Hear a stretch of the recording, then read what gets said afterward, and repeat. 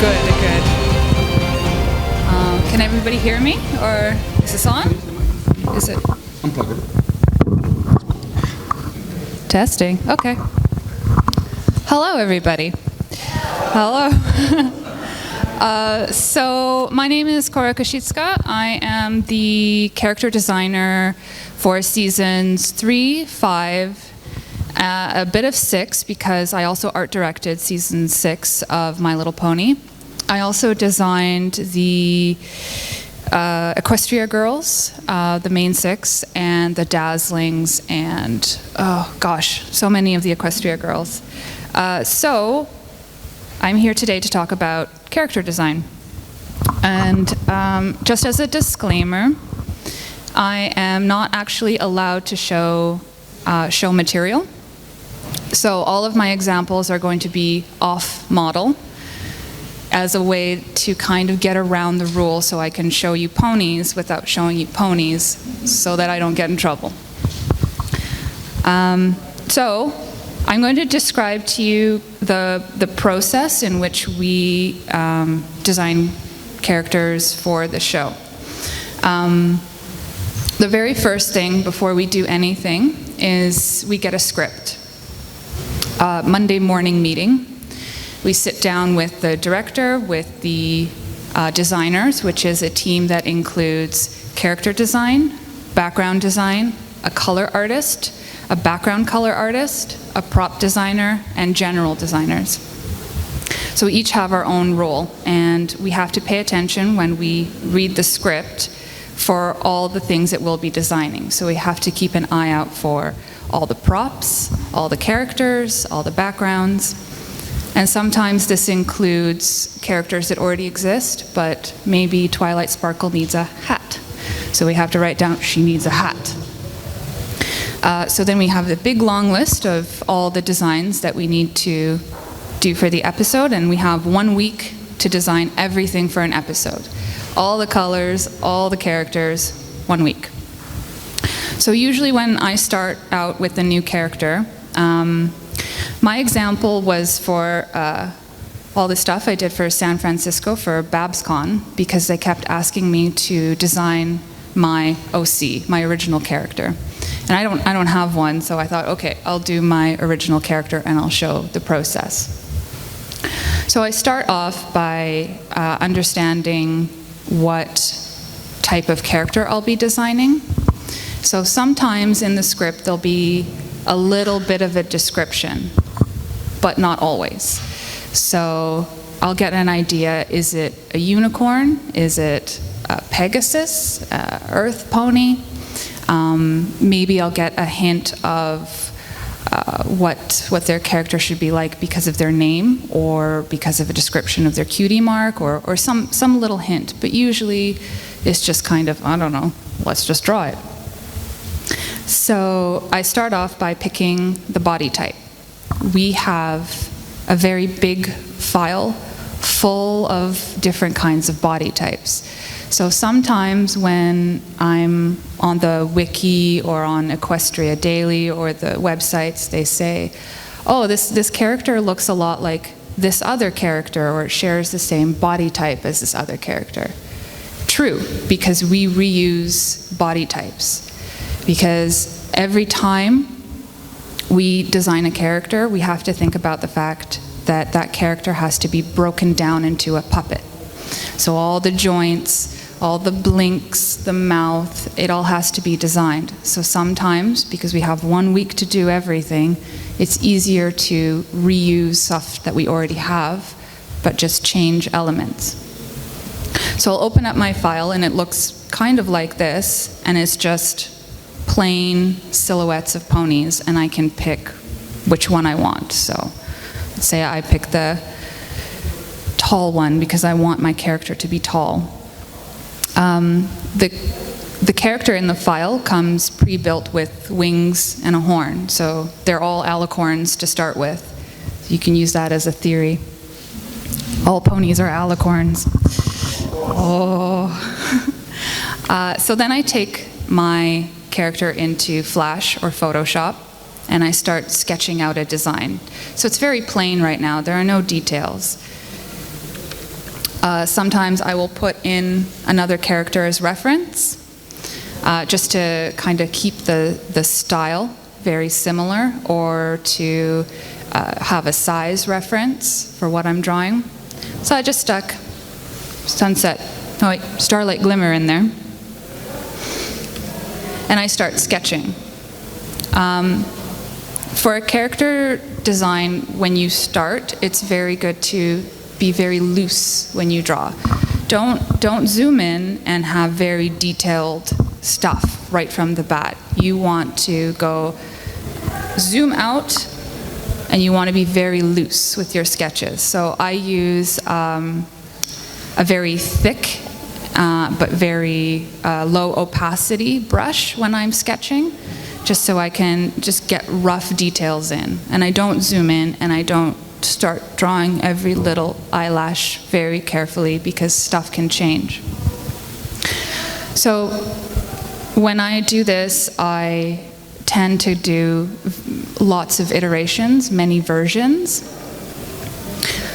So maybe I want the character to be kind of a space cadet, or, maybe a little bit more casual. Maybe I want her to be fancy fashion. Maybe I want her to be evil and cool. Or maybe I want her to be like me, who sits around in sweatpants and eats chips all day. So I go through all these different options, and part of the benefit of doing lots of different versions, even if you kind of think you already know what you want first, it's good to do what I call swinging the pendulum. So you have your idea, and then you kind of sketch it out, but then you sketch something that's completely kind of maybe different, and then you bring it all the way to the other side, because maybe you'll kind of sketch out something that you like better than your initial idea. Because in the beginning, I thought I would go for this one, because that was my first idea. I was like, oh, I like this, but what if I do some other stuff? And then I decided, actually, I kind of like this one more. So always give yourself room to have happy accidents when you design a character.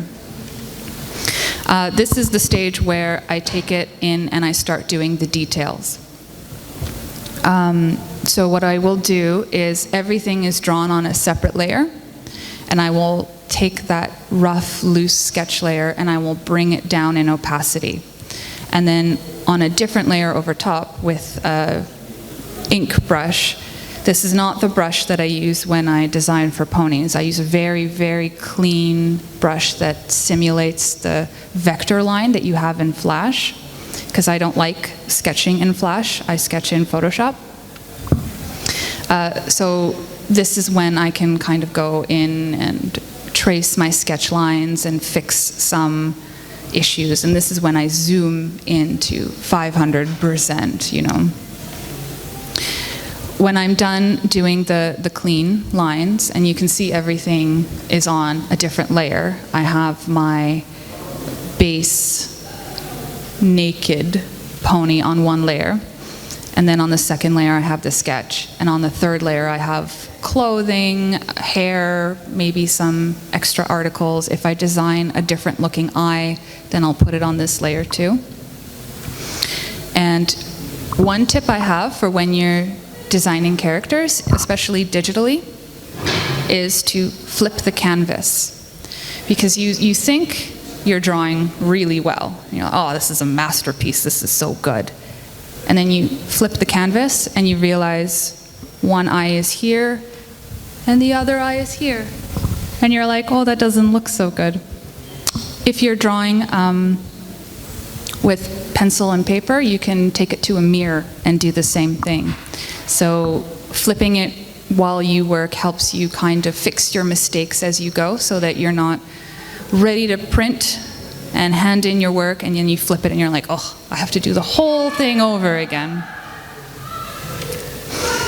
So once I'm satisfied with the clean lines for the design, what I'll do is I'll get rid of the sketch layer and start to fill it in. So I'll do a little bit of fixing, and then I'll put a nice white layer that is kind of already attached within the lines, if that makes sense. So everything is clean and ready to go. And this is a really, really important step in character design that very few people do, but if you start to do it, it's going to help you so, so much. And it's the concept of silhouetting. Especially when you are designing a character with a pose that's not just a 3/4 front pose, which is generally what you do in animation. You are given a character and you design them just standing 3/4, no special pose, nothing.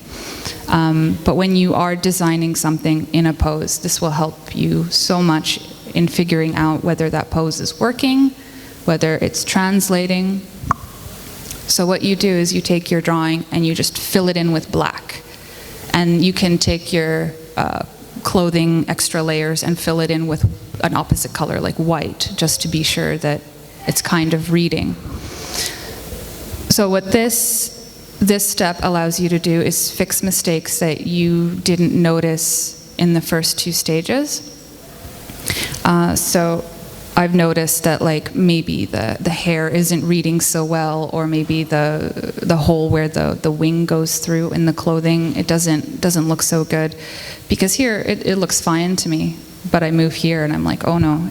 And simplifying that step and taking it down to the silhouette is what's really going to help you make sure that your design reads very clearly. This is an example that's not pony, but this is the process that I work when I'm doing character design. The top layer are my rough sketches, and then I take them down on the bottom layer to silhouette. And here is where I fix a lot of stuff. So you can see, I don't know why I'm pointing, it's not like you could see where I'm pointing, but you can see like from here to here I've adjusted maybe the arm, or where her waist goes in, or the way that the legs look, just so I can make sure that it reads clean and you can tell where everything is. Part of posing out your character is making sure that your silhouette is readable, meaning that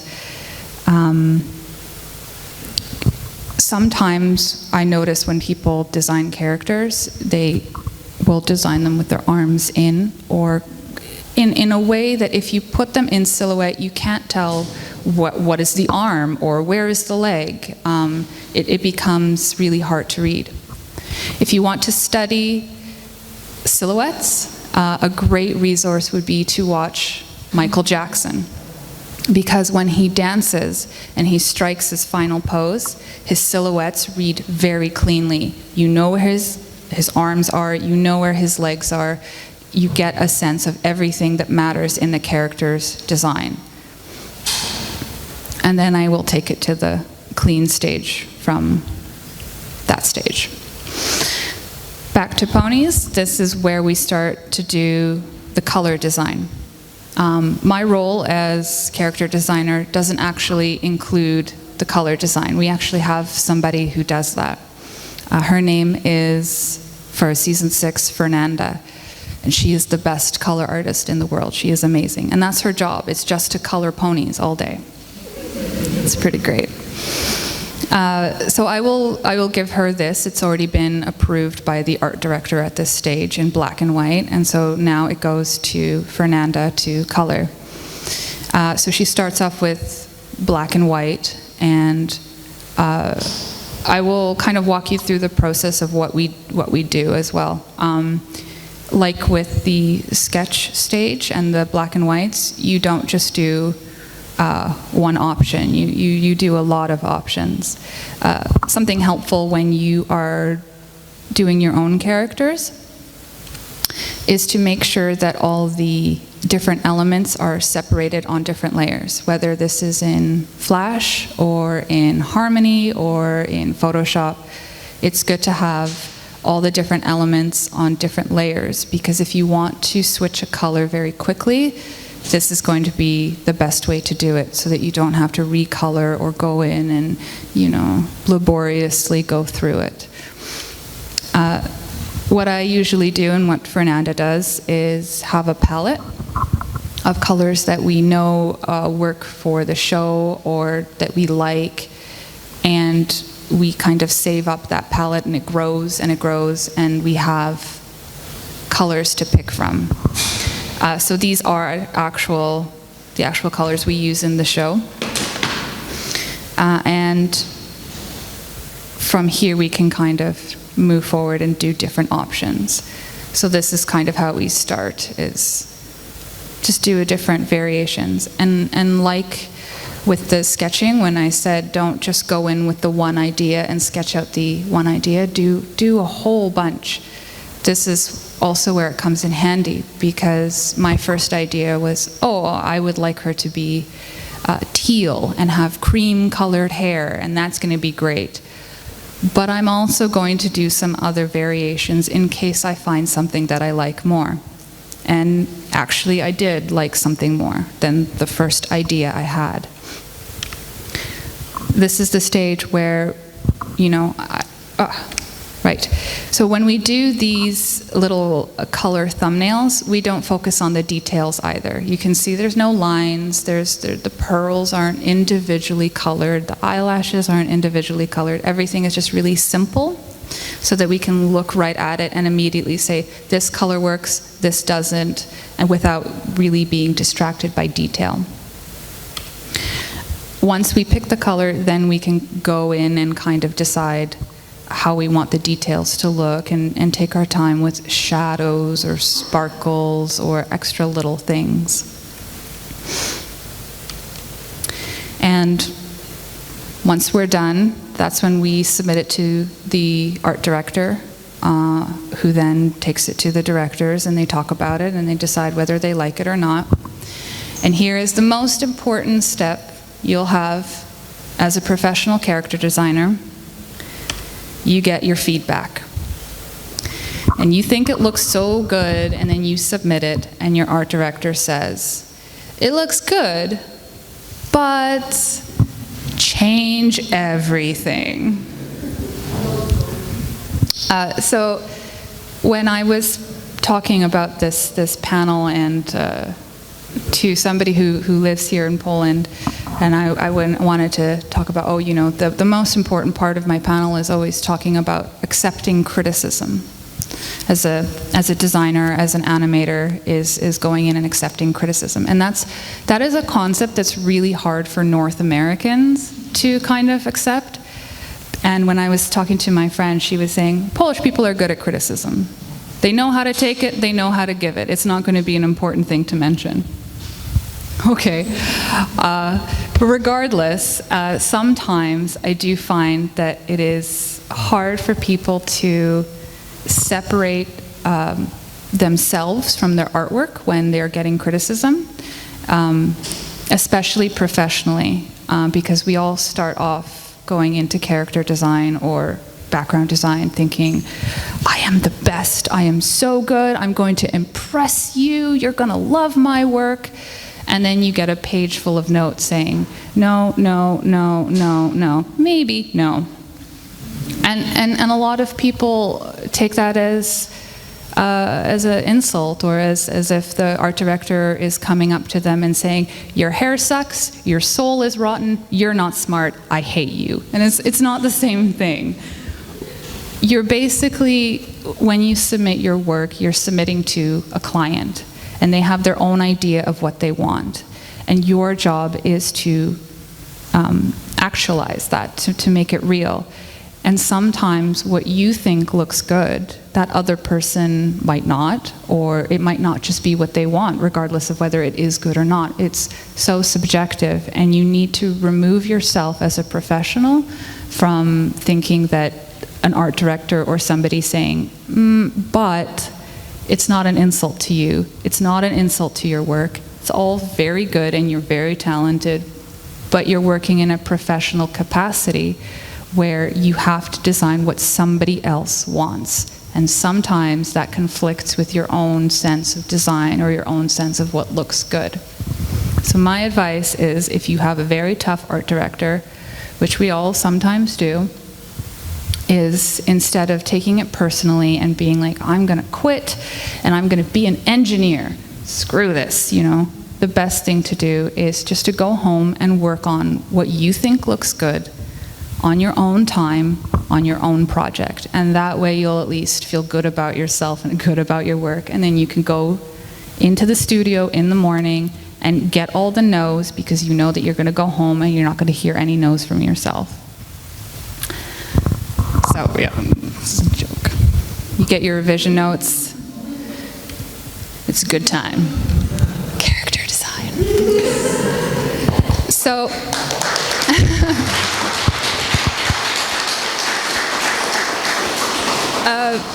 since I prepared these slides, the book, The Art of Equestria, came out. I don't know if any of you have it. It's the art book for My Little Pony. I can actually show you this stuff in practice because it's in a book now, so I'm allowed to.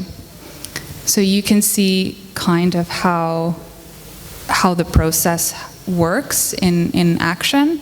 When I was designing King Sombra, I went through a whole bunch of different variations.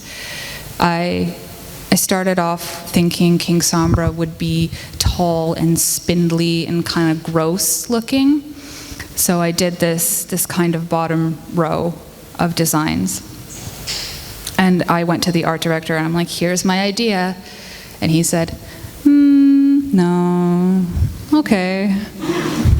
Thanks, Rid. So then, I went through the second stage. I picked a different body type. Okay, if he's not going to be spindly, I'm going to give him, make him beefy, give him a different kind of horn, make him, I don't know, handsome? I don't know. So the second stage, I submitted this, and the art director and director said, okay, maybe, just change this, this, this, and this. And the final was what you saw in the show. But it took a long time, and it took back and forth. It's not always just that I throw a design at them, they catch it and they say, great, Sometimes it's yes, no, yes, no. And then Hasbro gets to weigh in, and it's a whole nother process, because they're selling toys and they have to think about, well, is this design going to work as a toy, or is this design going to work for our merchandise? So sometimes after we go through this long process within the studio, Hasbro will come in and say, no. Again, for Starlight Glimmer, here's an example of all the different kinds of hairstyles I kind of had to come up with while we were trying to decide who the character was. For this script, we didn't have the final version of the script yet, and we didn't know who Starlight Glimmer was going to be, or how she was going to be portrayed, or what her arc was going to be ahead of time. So my first idea of Starlight Glimmer was just that she was a magical control freak. So just based off of that, I did some sketches, and then we landed on this one with, I think it's just that one, yeah, the first one that I did, shockingly. I gave them all these different variations, and then they landed on this one. And my idea to have her have the Stepford wife, I don't know if you know what that is. It's like a very North American soccer mom, kind of controlling, perfect hair, bangs. She gets up early in the morning and she straightens her bangs perfectly because everything has to be in control. So when I showed this design, it helped inform who her character was going to be, how she was going to act, because she looks so perfect and so clean and so in control. And the other ones, you can see how, if you think back to her character for the season, how they wouldn't really work, right? This one looks a little bit too cool, and maybe a little bit carefree, maybe a bit more Rainbow Dash. And she looks, well, a little crazy. So she wouldn't work.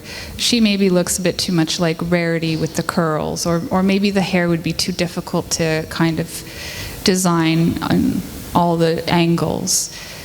So when we landed on this, it wound up informing her personality a little bit. And then the voice actress who does, we didn't have a voice actress yet for Starlight Glimmer. She kind of happened after, and it happened to be the voice actress in Canada who does the voice for Barbie. So she was very used to playing a very nice little character. And when we got her in for Starlight Glimmer, we got to tell her, you get to be the evil character. And so she just let loose, and she was amazing, and her voice really added to the character design as well. And that's character design. Yay!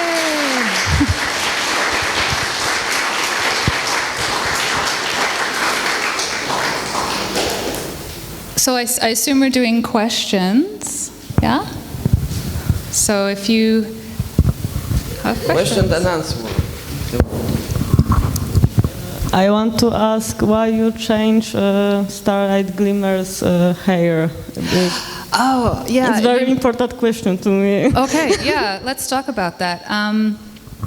So Hasbro thought that since she was kind of reformed in season 6 and starting a new leaf, that she should look a little bit different, and we kind of talked about how we wanted to do that without really changing her too much. So the idea was that instead of Starlight Glimmer waking up in the morning and combing her bangs because everything has to be in control, she's going to try to lighten up a bit, and she's just going to do that because she's a different person now, you guys. I think it's just because Hasbro say it's more merchandise, it's easy to merchandise now. It's true? That's definitely part of it. That's why they kind of accepted it in the end, because it's easier to, when you have a doll and you have the cut bangs, they're just like this. So she looks a little bit better, but we tried to come up with a way that it wouldn't just be about merchandise. It would be part of the story too, that she's a bit different, that she's relaxed and it still looks good, but that she won't have, dumb hair on the toy. Yeah. You're welcome.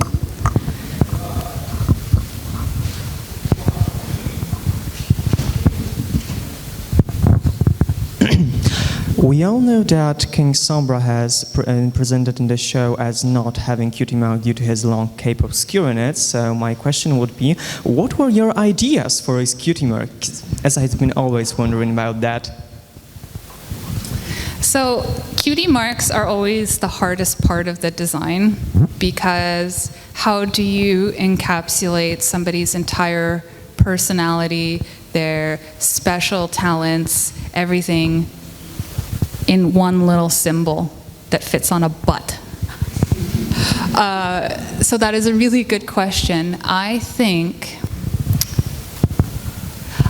if I were to design his cutie marks, I would have those jagged little crystals, and one maybe with like a red glow going down. I think that would be what I would do, because he's kind of tied in with crystals. The red is part of his original design, and it's a symbol of evil, so color matters. So I think that would be it. You're welcome. Anybody else? More questions? Who's the one who asked her for something?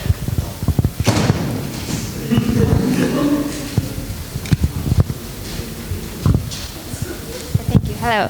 I have a question. Did you finish any art school, and how did you get to be a professional character designer?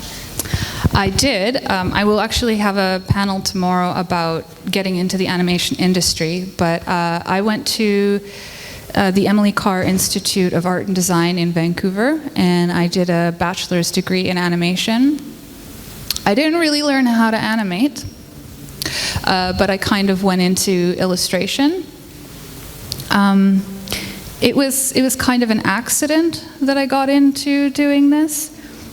When I graduated, my interest was doing motion graphics, which is kind of like title design for movies. When movies open and they have maybe a little bit of words, or the opening to Catch Me If You Can is animated. I wanted to do that, and when I graduated, I got my dream job at a motion graphics studio. And the morning I was supposed to come in, they called me and they said, "Don't bother. We lost the project." So I had no idea what I was going to do. I was actually going to go back to school and learn how to be a librarian. And because I'd been putting my stuff online, just as a hobby, here are some drawings that I did.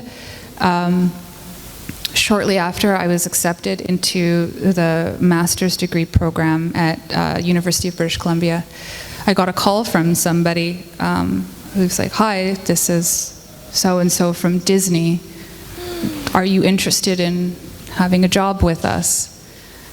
And I literally said, "I don't know. I'm gonna be a librarian."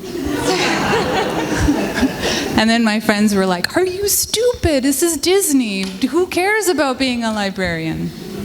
So I did the art test, and they liked what I did, and so I worked in research and development for Disney Studios for a few years. And then when they moved the project to LA, I thought, "Oh, I don't ever want to live in the States. I don't want to live in California, no." I wound up getting a call from DHX because their character designer for My Little Pony had left, so I just squeaked in. So it's really just luck. I got lucky. Thank you very much. You're welcome.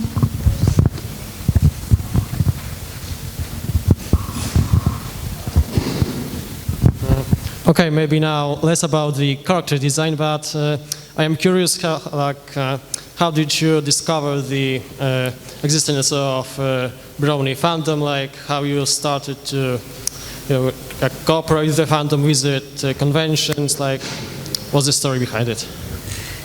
I'm sorry, I didn't understand. Okay, maybe I know I'm talking too fast. Like, I'm curious, like, how did you discover the fandom? How your cooperation with the fandom began? You started organizing panels on conventions and so on. Story between you and the fandom. Oh, so how did I get involved with the fandom? So I didn't know anything about the fandom when I started. When I got offered a role on My Little Pony, my thought was, those toys from the 80s. I was like, "Oh, I used to have those, yeah." Then I vaguely remembered reading on a design blog about how they revamped the characters from that kind of creepy 80s pony toy to something really cute, which is what Lauren Faust did. And I thought, okay, I'll work on that. It looks really cute, and I like drawing in that style. And once I started, eventually I was on a design team with the director, Rid, and Phil, the color artist, Justine, and I'm so sorry I don't remember your name, prop artist, but and eventually they were like, "Hey Kora, have you heard of bronies?" I was like, "What is a brony?" They're like, "Oh, it's like bro pony. Have you heard of them?" I was like, "No, what is a bro pony?" "Oh, okay. Have at it. Google." And it was just like, oh my God, I had no idea that it was bigger than just little kids, And at first, when you find out about them, it's a lot of negative stuff, like, "Oh, they're so weird. They like ponies. They like cartoons." And then part of me is like, "Yeah, that is weird. Wait, I like cartoons. I like ponies. Wait, am I weird?" And then I went to BronyCon, which is the convention in Vancouver in Canada. I went with Rebecca, who is then the art director, and we did a panel on designing characters. And that was the first time I got to meet bronies, and they were just so friendly and so excited about what we were doing. They're so invested and involved in the stories. And like, am I really going to say, it's weird that people care about what I do? No, it's great. It's fantastic. So the more I started meeting people, the friendlier, the community started getting, and the more impressed I started getting with the artwork that the fandom creates. Sometimes I go to vendor halls in the conventions, and I'm like, oh, you could be doing my job. Like, please don't apply. But it's really great. So it's been a positive experience, and I'm glad to meet from more than just North America now, because it's a little bit different everywhere you go, right? So. Any more questions? Okay. May I ask why changelings and Queen Chrysalis have a lot of holes in bodies? Oh, yes, you can, because I know the answer. Because Rebecca actually answered this question. She was the designer for the Chrysalis and the changelings. Her idea was that she wanted to kind of go very insect-like, and that's why they have these hard shells. They're more like, you know, like a Pegasus is more like a bird, but the changeling and Chrysalis are more like insects.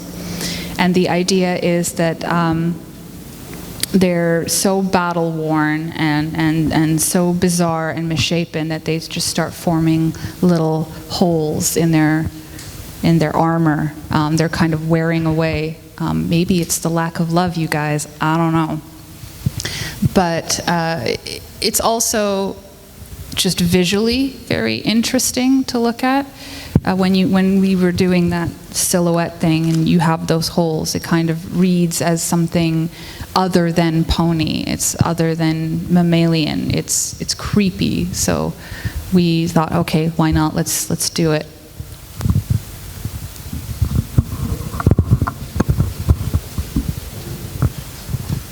Hello, I would like to ask you what makes a good or very good character designer?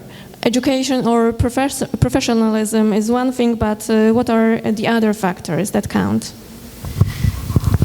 I think the number one thing that makes for a good character designer is, on one hand, is attitude. You know, you want to be able to work on different teams of people, and that's a big thing. You're working on a team. It's not all about you and your perfect character design, right? You have to integrate within a team of other designers. And maybe you're not the best, or maybe you are, but it doesn't matter. You still have to get along with that team and be receptive to their ideas and their designs, and you have to know how to put your ego to the side.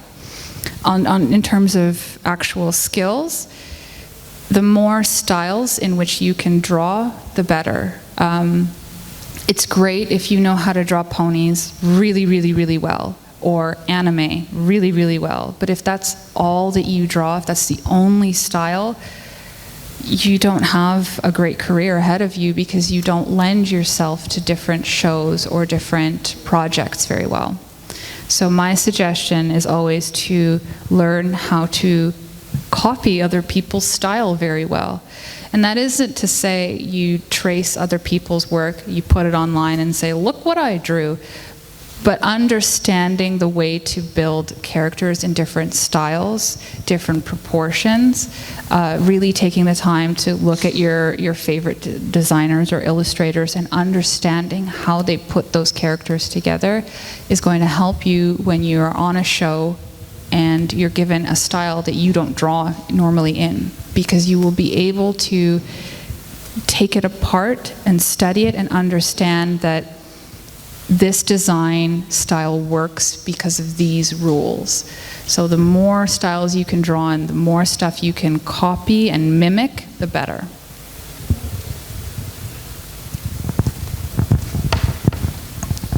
What is the most challenging thing that you are facing when you are doing your characters? For pony, it would be to think of something new every time, because I've been working on it for so many seasons that sometimes designs kind of repeat themselves, or shape language starts repeating. Same with colors. We all have kind of that issue that, oh, have I done this before? Is this something I've already drawn? And when you have 6 seasons of a show, it's really hard to think of a new way to do a mane and a tail and a cutie mark and have it be completely different than anything you've done before. So just keeping things fresh and new and interesting is definitely a challenge.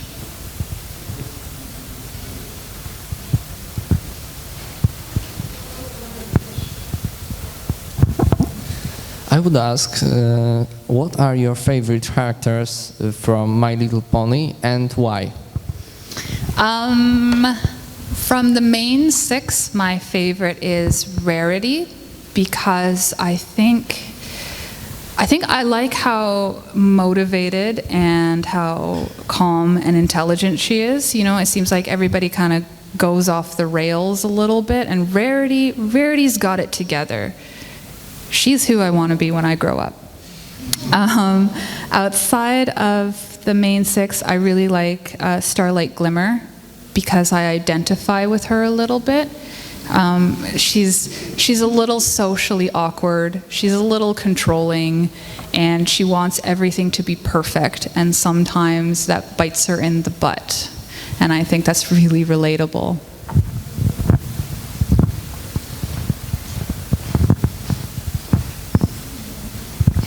I have a question again.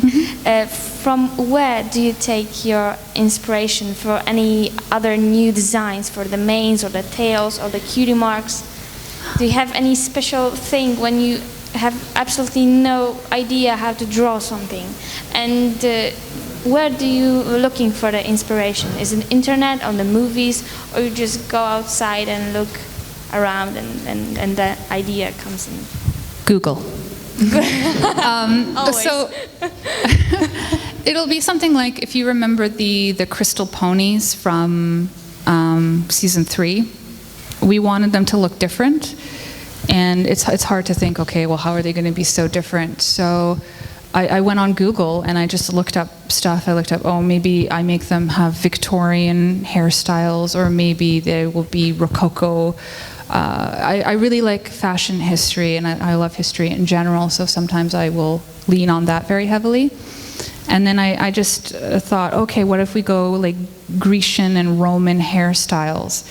And then you follow the shape language, not just in the hairstyles that people wore, but in like the shape language that's in vases or architecture. You can borrow little elements. And what I usually do is I go on Google for like 15-20 minutes, and I pull all of the images that I think have something interesting in them, and I put them in the same document where I'm drawing, and it'll just be kind of surrounding me. So it's never an exact copy of one image. It's always little things pulled. And definitely sometimes if I'm stuck, I'll go and I'll reference like an artist that I really like Mary Blair, or some character designers for Disney, or even my friends. Sometimes I look at their stuff and I'm like, I like that. Yes, mine now. So always around. Okay, the time is slowly ending, so last question. I want to ask, what do you draw in your free time for fun? Do you draw ponies sometimes? I do. Do you want to see one?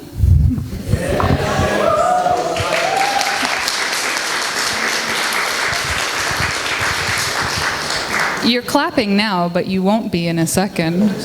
How do I go to Chrome or Papa?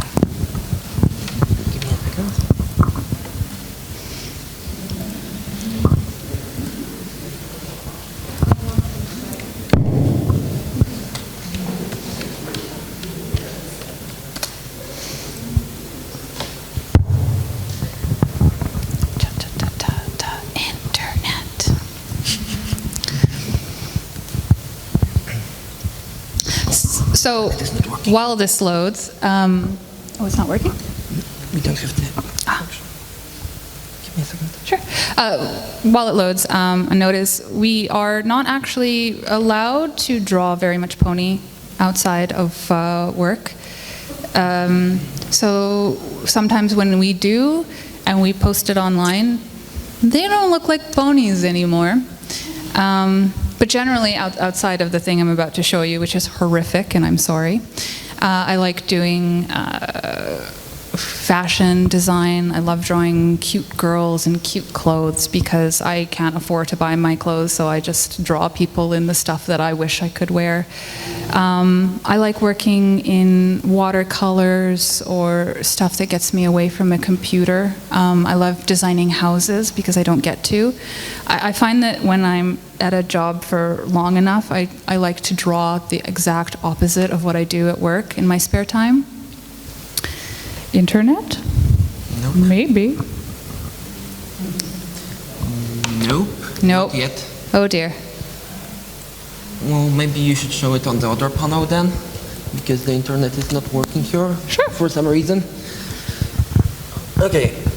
So we would like to thank our guest, Ms. Kosicka, for coming here to Poland, together with 2 other organizers. 3, maybe? No. Okay, that's the present which...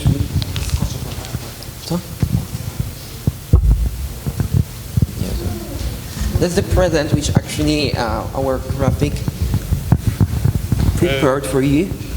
Yes, this is very small Thanksgiving for our presence here. So we wanted to draw something for you. This is a picture made by this gentleman in green shirt.